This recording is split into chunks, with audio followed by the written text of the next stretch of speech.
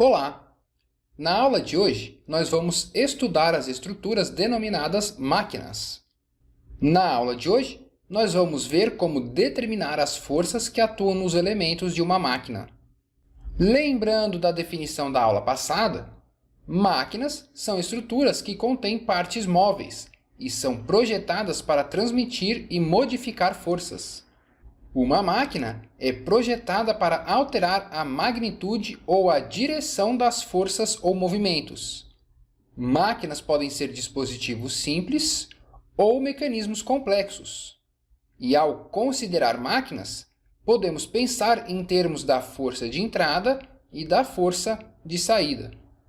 Assim como pórticos, máquinas também suportam cargas e também formam um conjunto de elementos interconectados, com pelo menos um dos elementos sendo um membro multiforça. No entanto, como o objetivo de uma máquina é transmitir e modificar forças, máquinas têm uma classificação distinta de pórticos, que são estruturas utilizadas para suportar cargas. O alicate de corte é um exemplo de uma máquina simples. Esse alicate é usado para cortar arame e é formado por duas partes conectadas por um pino. Note que o objetivo principal do alicate é transformar a força de entrada P aplicada aos cabos do alicate numa força de saída Q no arame. Para determinar a intensidade das forças de saída quando a intensidade das forças de entrada é conhecida, podemos traçar um diagrama de corpo livre do alicate sozinho, mostrando as forças de entrada e as reações que o arame exerce no alicate. Contudo, como o alicate forma uma estrutura não rígida, para determinar as forças desconhecidas, é preciso analisar uma de suas partes componentes. Nesse exemplo simples, a análise é facilitada porque o alicate é composto somente de dois elementos. No caso de máquinas mais complicadas, geralmente é necessário usar vários diagramas de corpo livre e, muitas vezes, resolver equações simultâneas que envolvam várias forças internas. Os corpos livres devem ser escolhidos para que incluam as forças de entrada e as reações às forças de saída, e o número total de componentes de força incógnitas não deve exceder o número de equações independentes disponíveis. A análise, contudo, é análoga à análise de pórticos não rígidos. Não faz sentido discutir a rigidez de uma máquina, pois a máquina sempre inclui partes móveis e, portanto, não é rígida. Para praticar, vamos fazer alguns exercícios. Nessa disciplina, todas as máquinas consideradas sempre estarão em repouso, e nós trabalharemos sempre com o conjunto de forças necessárias para manter o equilíbrio da máquina. A análise do movimento de uma máquina será discutida em disciplinas posteriores. Nesse primeiro exercício, pede-se a força que o alicate de pressão aplica no bloco quando uma força de 100 newtons é aplicada ao cabo do alicate. A análise de exercícios contendo máquinas é exatamente idêntica às análises dos pórticos vistos na aula passada. Como a máquina contém partes móveis, ela é uma estrutura não rígida. Então, para determinar todas as forças pedidas, sempre será necessário desmembrar o sistema, porque o diagrama de corpo livre da estrutura completa não vai ser suficiente para determinar todas as forças pedidas. Nesse exercício, nós temos um alicate de pressão usado para prender um bloco. A força de entrada é essa força P de 100 newtons aplicada nos cabos do alicate. E pede-se a força exercida no bloco pelos mordentes do alicate. Em geral, na análise de exercícios estruturais, como na desse alicate, existem várias possíveis soluções para resolver o problema. A solução preferível é aquela mais simples e mais rápida, mas ela não é única.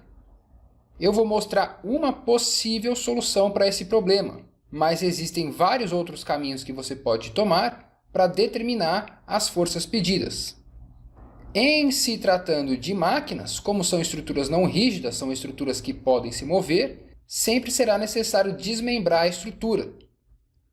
Para resolver esse problema, eu vou notar que aqui eu tenho um elemento de conexão entre o cabo superior e inferior, Esse elemento é um elemento de duas forças.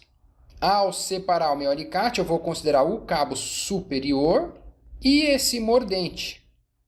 E eu tenho que considerar os dois separados, porque aqui eu vou ter uma força do cabo, duas forças nesse pino e a força de reação pedida, são 4 incógnitas. Separando o cabo do mordente, eu tenho mais duas incógnitas, que são as duas forças nesses pinos. Então eu vou ter 6 incógnitas e 6 equações, 3 para cada um desses corpos. Fazendo o diagrama de corpo livre do cabo superior, a linha de ação da força C eu conheço. Esse ângulo φ é de 30,96 graus. As distâncias eu conheço, foram dadas no desenho do problema. E aí, para esse corpo, um somatório de momentos em relação a A me permite determinar C. Conhecido C, o somatório de forças em X e Y me dá as duas reações, a X e a Y. É isso que está descrito aqui. Conhecidos a força no pino A, eu posso passar para o mordente superior. Desprezando a força da mola nesse mordente e considerando que essa parte do mordente é paralela a essa linha BG, aqui eu tenho o pino em B, duas reações BX e BY, e aqui a força normal G, que é a força que o bloco exerce sobre o alicate. Portanto, em módulo é igual à força que o alicate exerce sobre o bloco. As forças em A eu conheço, tenho 3 equações, o exercício não pede a força em B, portanto, um somatório de momentos em relação a B me fornece G diretamente. G, 843,8 newtons. Uma coisa curiosa desse alicate de pressão é observar a relação entre a força de saída e a força de entrada, 844 newtons, dividido pela força aplicada de 100. Então veja que esse alicate multiplica a força de entrada por 8.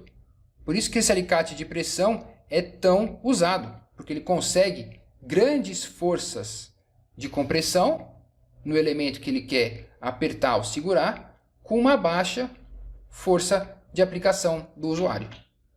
Esse segundo exercício explica o funcionamento do mecanismo de freio de uma bicicleta e pede para calcular a força na pastilha de freio quando uma força de 200 newtons é aplicada ao cabo do freio. O que acontece no freio da bicicleta é que quando o ciclista aperta a alavanca do freio, essa alavanca puxa um cabo, que é esse cabo que está aqui. Essa parte do mecanismo do freio não é mostrada, então só é mostrada esse mecanismo. Nesse exercício, essa força no cabo é de 200 newtons. E ao puxar o cabo para cima, essas pinças rotacionam em torno de A e pressionam a roda, fazendo ela frear. O que o exercício pede são essas forças normais devido a essa força de 200 newtons. Novamente, isso aqui é uma máquina que pode se mover, uma estrutura não rígida. Eu preciso desmembrar o meu corpo para determinar as forças pedidas. Esse exercício é um pouco mais simples, porque aqui em G eu tenho a força de 200 newtons sendo aplicada e a força dos cabos. No exercício dado, essas forças são simétricas, então a intensidade delas vai ser igual. E todas as forças são concorrentes em G. Então, para esse nó, eu tenho duas equações de equilíbrio disponíveis. Somatório de forças em X me mostra que a intensidade das forças são iguais. E um somatório de forças em Y me dá a intensidade dessas forças, 134,5 newtons. Determinada a força no cabo, eu passo agora para a pinça. Então, eu vou escolher essa pinça. Aqui tem a força no cabo, ação e reação no sentido contrário ao DCL anterior. Aqui no pino em A, as duas forças de reação, a X e a Y. E o exercício quer saber essa força normal que a pinça faz sobre o disco de freio. Como o exercício não pede as forças de reação em A, um somatório de momentos em relação a A me fornece diretamente essa força normal, já que eu já determinei essa força de tração. Essa força normal é de 70 newtons. Uma coisa que chama a atenção nesse exercício é que a força em um dos lados do freio é 70 newtons. Como eu tenho duas pinças, a força total de saída é de 140 newtons. A razão força de saída por força de entrada é 0,70. E é curioso observar que essa razão é menor que 1. O que acontece é que nesse problema já foi dada essa força direto no cabo de 200 newtons. Mas na verdade você tem que lembrar que essa força de 200 newtons no cabo é aplicada quando o ciclista pressiona a alavanca de freio no guidão da bicicleta. Então, na verdade, essa alavanca do freio multiplica a força do ciclista até chegar nessa força de 200, que depois é o que vai frear a roda da bicicleta. Então, a vantagem mecânica total do freio tem que relacionar essa força de saída, a força normal à roda da bicicleta, pela força de entrada, que é a força que o ciclista aplica na alavanca do freio. Essa razão vai ser maior que 1, que é a força que o ciclista faz quando pressiona o freio no guidão da bicicleta. Nesse último exercício, esse mecanismo denominado biela-manivela é carregado por um binário e pede-se as forças atuando no elemento BCD. Esse mecanismo, denominado biela-manivela, tem esse nome porque ele é composto por uma manivela, que é o elemento que rotaciona em torno de um ponto, e por uma biela, que transforma esse movimento de rotação num movimento linear. Esse mecanismo biela-manivela é o que tem num motor de combustão interna. A manivela, que gira aqui em torno do ponto A, conectada ao virabrequim do carro, aqui a biela e aqui o pistão. O que esse mecanismo faz é transformar a força de entrada da combustão dos gases num torque de saída. Transforma o movimento linear do pistão em movimento rotacional da manivela. Nesse exercício, para ilustrar o problema, nós temos um biela-manivela sendo carregado por esse binário, mais a biela mantida nessa posição por esse cabo de conexão. Então, nesse exercício, não faz sentido falar em força de entrada e saída, porque não tem uma força aqui. Na verdade, o que está mantendo esse sistema parado é esse cabo de conexão. No entanto, os métodos de análise são os mesmos. Nós começamos fazendo um diagrama de corpo livre da estrutura, e depois eu vou desmembrar a minha estrutura, porque ela é não rígida, para determinar as forças nesse sistema. Um diagrama de corpo livre da estrutura completa. Aqui eu vou ter a minha reação normal do rolete em D, as forças de reação do pino em A X e a Y, e a força de tração no meu cabo TC. E aqui o binário sendo aplicado à manivela. Veja que eu tenho 4 incógnitas. Não consigo determinar todas essas incógnitas. No entanto, um somatório de momentos em relação a A me fornece uma equação que relaciona ND e TC. Na sequência, eu vou fazer o diagrama de corpo livre só da biela BCD. Então aqui tem a força ND, aqui tem a força TC e o pino B, que eu vou representar as forças como um BX, BY.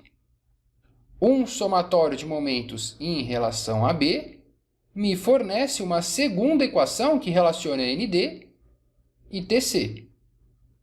Tenho duas equações, duas incógnitas, posso determinar essas duas quantidades. Como o exercício pede todas as forças atuando nesse elemento, determinados ND e TC, um somatório de forças em X e Y me fornece BX e BY.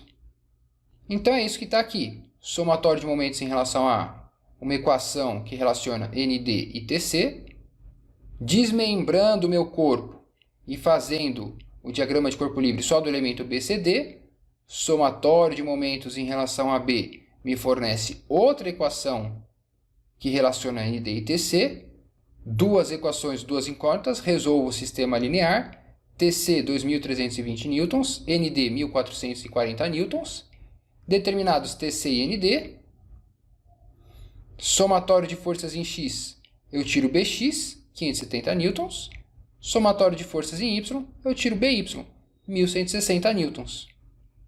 Veja que todas as quantidades são positivas, então todos os sentidos escolhidos no diagrama de corpo livre estão corretos. Como nós começamos o problema fazendo o diagrama de corpo livre da estrutura completa, não foi necessário fazer o diagrama de corpo livre só do elemento AB. No entanto, se você fizer o diagrama de corpo livre dos elementos separados, você também consegue resolver o problema. Fica aí como proposta você pensar numa solução alternativa. Existem várias maneiras diferentes de determinar as incógnitas desse problema. Qual seria um outro caminho que você seguiria? Na aula de hoje, nós estudamos máquinas. Máquinas são estruturas projetadas para transmitir e modificar forças. Como máquinas contêm partes móveis, elas formam estruturas não rígidas. Sua análise, no entanto, é idêntica à de pórticos não rígidos, sendo necessário desmembrar a estrutura e analisar o equilíbrio de cada uma das partes da máquina. Nessa disciplina, vamos analisar somente máquinas que estejam em equilíbrio, e os exercícios envolverão sempre o conjunto de forças necessário para se manter o equilíbrio da máquina em questão. E por hoje é isso. Muito obrigado.